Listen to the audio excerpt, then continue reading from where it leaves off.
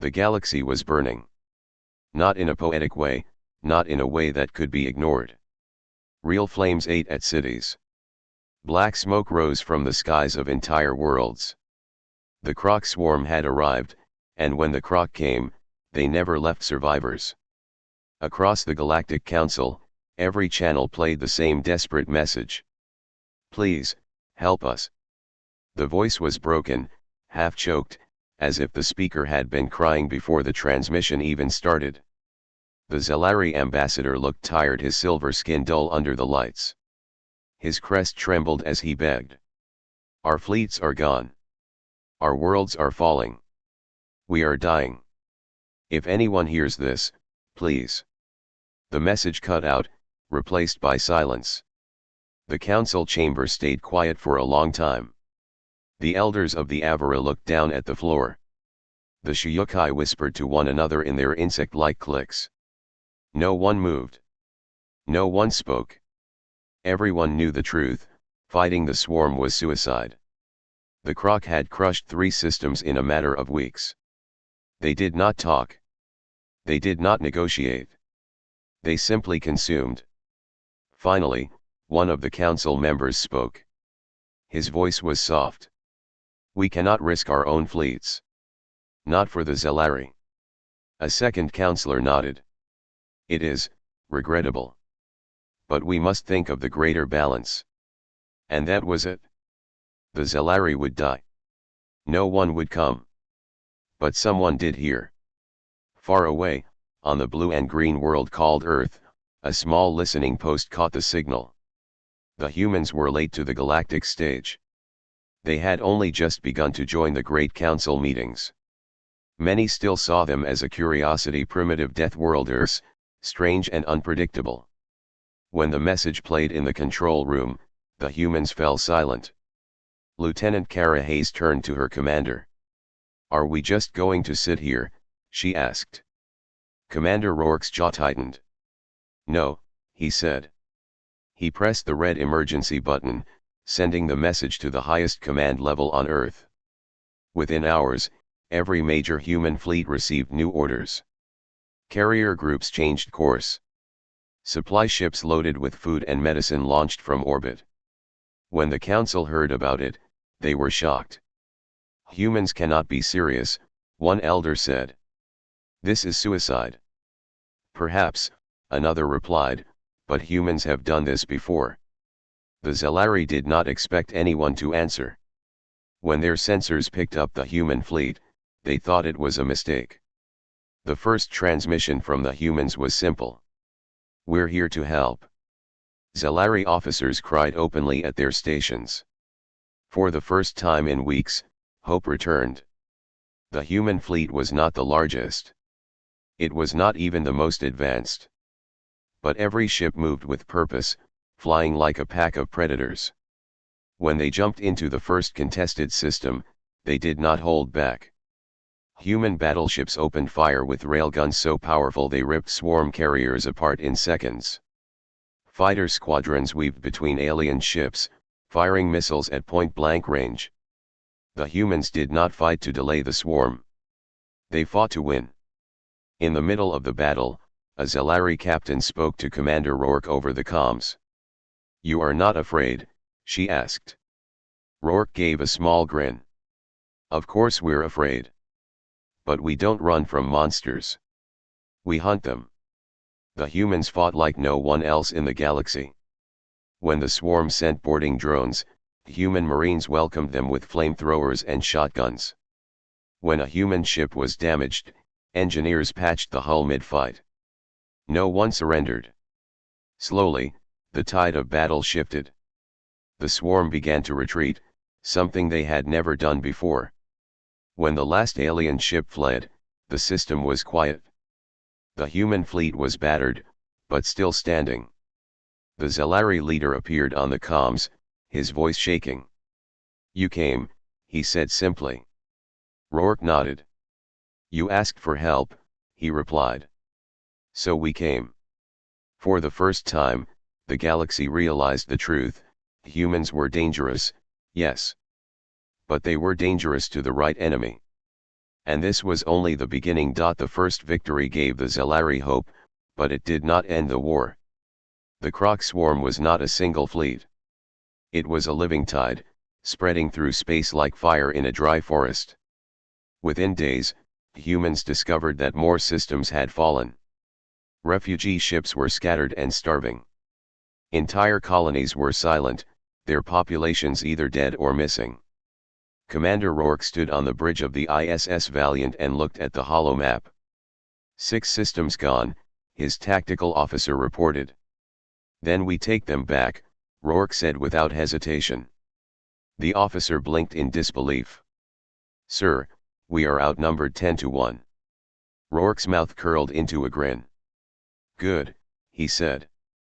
Then it's a fair fight. Across the fleet, humanity showed what made them different.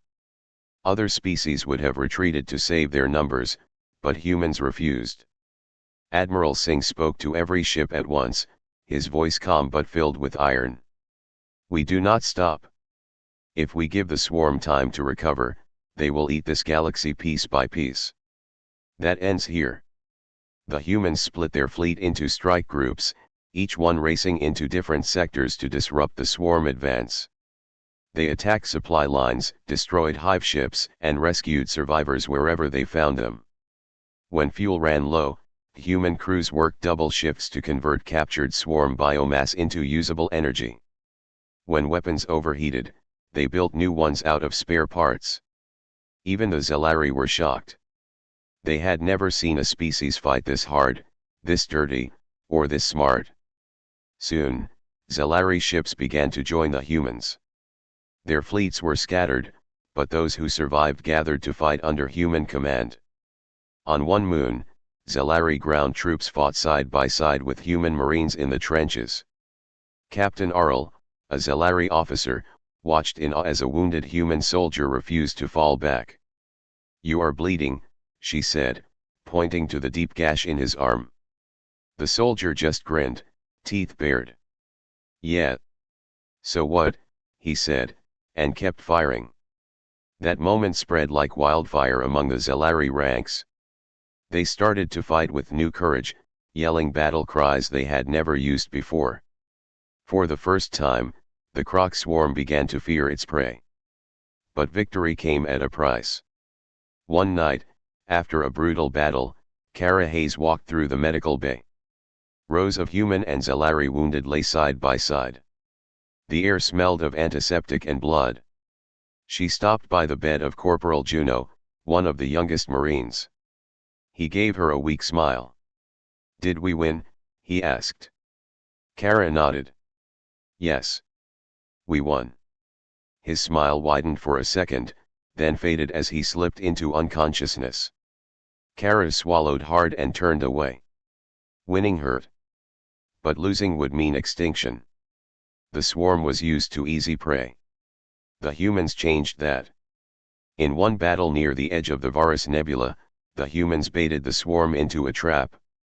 They lured the hive ships into a gravity well and then detonated a chain of nuclear warheads, collapsing part of the nebula into a firestorm. The blast was so bright that it could be seen from 3 systems away. Half the swarm fleet was destroyed in a single move. The galaxy had never seen anything like it. Soon, every broadcast channel was filled with images of human fleets pushing the swarm back. Other species watched in silence. If the Deathworlders of Earth could fight and win, what excuse did they have? Slowly, one by one, other fleets joined the war effort. The Avaris sent healers. The Shiukai sent swarms of their own ships armed with cutting lasers. Even the cautious Itril opened their vaults and shared advanced shield technology with the humans. It was no longer just Earth's war. It was the galaxy's war. But the swarm was not finished. In the darkness beyond charted space, the surviving hives gathered. They were learning. For the first time, the Croc began to change their tactics, coordinating their attacks with new precision. Scouts reported an even larger wave forming, one that could wipe out everything if not stopped. Commander Rourke stood before the gathered fleet commanders. This is it, he said. We've been hitting them hard, but now they're coming for us with everything they've got. If we don't end them here, there won't be a next time. No one disagreed. The final battle was coming. The galaxy held its breath. The croc swarm was coming, and this time there would be no running. Sensors across every allied fleet lit up at once. Thousands of hive ships surged forward like a living storm, and at the center of the formation floated a massive shape, the largest croc command node ever seen. Commander Rourke stood on the bridge of the ISS Valiant, his jaw set like stone.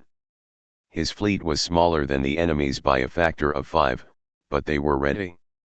All ships report combat ready, his XO said quietly. Rourke nodded once. Then we hold the line. The battle began in a blaze of light. Human railguns spoke first, hurling slugs at near relativistic speeds.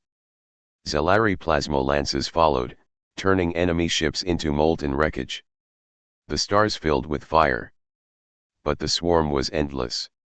For every hive ship destroyed, 2 more surged forward, clawing through the Allied formations. Boarding drones slammed into the hulls of Allied vessels. Marines and Zelari soldiers fought hand-to-hand in narrow, smoke-filled corridors. Kara Hayes led her fire team through one such corridor, the air thick with the smell of burnt metal. "Clear them out," she shouted, her rifle spitting fire until it clicked empty. When the last drone fell, there was no celebration. She reloaded, blood running down her cheek, and barked, "Next section," before charging forward again. Even with all their fury, the Allied fleet began to buckle. Shields failed. Hulls cracked. One by one, ships were lost to the unending tide. Then came the report from the outer rim pickets: the command node was here. If it could be destroyed, the swarm would collapse into disarray, but it was buried deep within the enemy formation. Admiral Singh made the call. "Task Force Valkyrie, you're with me. We're going in." The fleet held its breath. Everyone knew what this meant. The Valiant, the Endeavour, and 3 Zelari cruisers broke formation and plunged straight into the heart of the swarm. Enemy fire slammed into them, shredding shields, tearing hulls open, but still they drove forward. One by one, ships in the strike group were hit. Explosions tore through their decks, but their debris opened a path for the others. On the Endeavour, Captain Price sent one last transmission. "Give them hell, Rourke." Then his ship rammed a hive ship head-on, detonating its reactor in a blinding flash that ripped open a hole straight to the command node. Rourke saw the gap and didn't hesitate. "All weapons fire everything we've got." Every remaining ship unleashed its payload rail slugs, torpedoes, nuclear warheads battering the massive command vessel until its shields flickered. But it wasn't enough. It had to be destroyed from the inside. Human Marines boarded the node in a desperate assault, Kara Hayes among them. They fought through endless tunnels of living metal, cutting down drones at point-blank range until they reached the pulsating heart of the creature. Kara planted the charges with trembling hands. "Charges set," she yelled into her COMM. "Get out of there." Rourke's voice roared back. But the way out was gone, blocked by a fresh wave of drones. Kara knew she would never make it. She gave a grim smile as she keyed the final code. "Negative, Commander. This is where I stay." Her last words were calm. "For Earth. For the Zelari. For everyone." The charges went off. The command node tore apart from the inside, a blinding explosion lighting the void. Across the battlefield, the swarm went still. Their perfect coordination was shattered. Suddenly, the endless tide became confused, breaking apart into small, disorganized groups. Allied forces swept through, finishing what was left. When the last enemy ship was gone, the stars were quiet again. Commander Rourke stood on the bridge, staring at the wreckage. His face was hard, but his eyes glistened. "Send a message," he said quietly. Across the galaxy, every channel came alive with Rourke's voice. "This war is over. But remember this, When someone calls for help, you answer. Next time, don't wait for the Deathworlders to save you. The war had cost humanity dearly. Hundreds of ships were gone. Thousands of soldiers never came home. But the Zelari survived. And the galaxy had changed forever. Statues of human marines were raised on Zelari worlds. New alliances were forged. And when the council met again, there were no whispers about Earth being too dangerous, only respect. From that day forward, humanity was no longer just another young species. They were the ones who had stood when everyone else was afraid. The ones who proved that Deathworlders were not to be feared, but to be followed. The war was over, but peace did not come easily. Wreckage drifted across dozens of systems, burned out ships turning slowly in the void. On the worlds the swarm had touched, cities were hollowed husks, their streets filled with ash and silence.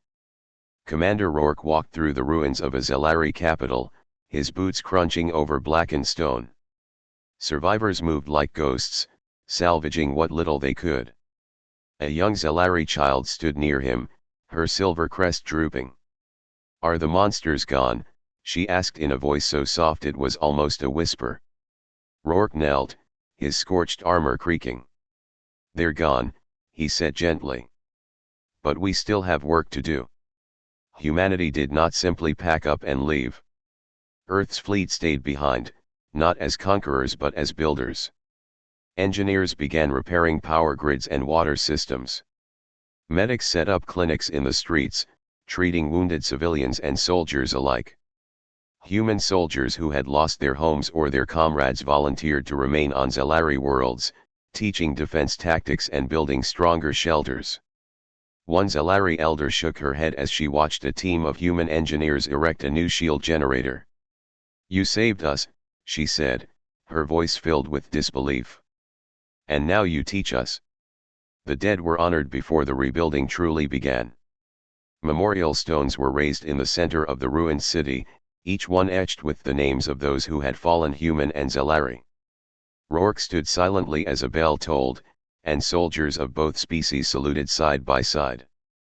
Kara Hayes' name was carved near the top. The ceremony was quiet. No one spoke for a long time. The grief was too heavy for words. Back on the Galactic Council, the old arguments were gone. There was no talk of humanity being too violent or too dangerous. When Earth's ambassador walked into the chamber, every delegate stood in respect. "We will rebuild," the ambassador said. "But next time someone cries for help, we expect every species to stand with us. No more hesitation. No more excuses." It was not a plea, it was a promise. The vote to create a permanent Allied defense force passed without opposition, and for the first time in history, every species pledged to act together if such a threat ever returned. Humanity, once outsiders, were now asked to take command. The war had changed the Zelari as well. For generations, they had believed themselves fragile and helpless, hiding behind treaties and trust in others to protect them. Now they had fought beside Deathworlders, had seen humanity bleed and still keep fighting, and they were no longer the same. Young Zelari joined the new defense fleet in record numbers, eager to stand watch over the stars. Captain Arl, now a hero of the war, spoke to a new group of recruits during their first day of training. "Humans taught us something powerful," she said. "Fear is not a reason to stand still. Fear is the reason we fight harder." But even as the galaxy moved forward, victory carried a cost that could not be measured in numbers. On Earth, memorial walls stretched for kilometers, engraved with the names of the fallen. Families visited every year to leave flowers or tokens. Veterans struggled with memories that would never leave them: the shriek of the swarm, the fire, the endless nights of battle. Rourke himself refused promotion and quietly retired, settling near a quiet sea on Earth.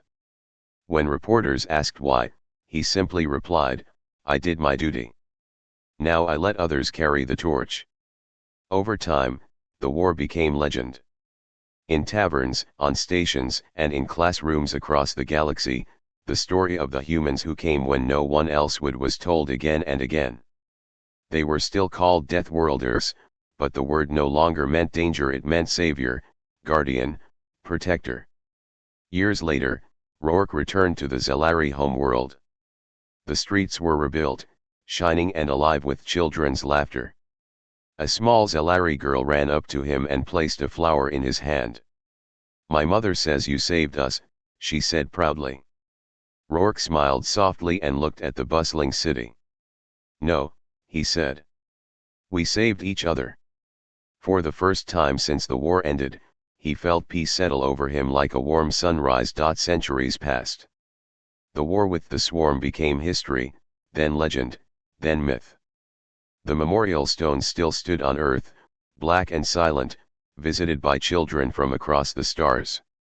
On anniversaries, flowers covered the ground like a field of color, a living promise that no one would ever forget the price of survival. The galaxy thrived under the Allied Defense Force.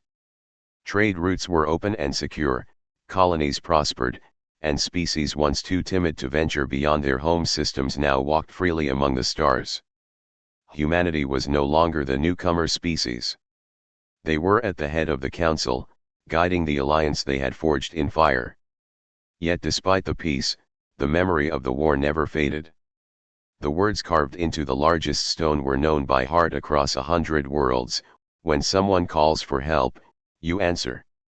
For generations, peace held. Zelari children learned human history in school, repeating the names of Kara Hayes and Commander Rourke as if they were saints. Humans learned Zelari songs of mourning and victory, singing them alongside their own. Mixed crews became the norm on every alliance ship. Their flags bore symbols from every species, a testament that they no longer stood apart, but together. But peace was never meant to last forever.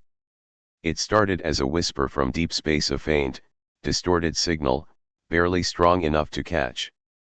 It was old, tired, but still clear enough to make out the words. "If anyone hears this, please, help us." The council chamber went silent. It was the same kind of silence that had once doomed the Zelari centuries ago. But this time, there was no hesitation. The Zelari delegate rose first. "We answer," she said, her voice steady. "So do we," said the Avarii, their wings clicking in agreement. One by one, every species pledged the same. When it was Earth's turn, Admiral Lena Rourke, great-granddaughter of Commander Rourke, stood and smiled. "My ancestor once said we do not run from monsters," she told the assembly. "I say we go and remind the galaxy why." Within hours, the fleets prepared for launch. The newest human carriers were massive, far larger than the Valiant had ever been. Their railguns could split an asteroid in half, and their medical bays were built not just for war but for saving lives on a planetary scale. The Zelari flew alongside them, their sleek strike craft glinting in the starlight. The Avarii sent their healers and their drone fleets. The Shi'ukai brought their fire-hardened swarms. Even the cautious Atril deployed their most advanced shield technology, this time not reluctantly but proudly. This was no longer Earth's fight, nor the Zelari's. It was everyone's duty. At the launch ceremony, Admiral Lena addressed trillions watching from across the stars. "Centuries ago, the galaxy waited for someone brave enough to act," she said. "Humanity acted. Today, we all act together. We are not just worlds sharing a sky, we are one people. And when one cries out for help, we all answer." The roar of approval shook the chamber, a sound so loud it was said to echo through the orbiting stations. When the fleets jumped, stars stretched into brilliant white lines, and the galaxy felt alive with motion.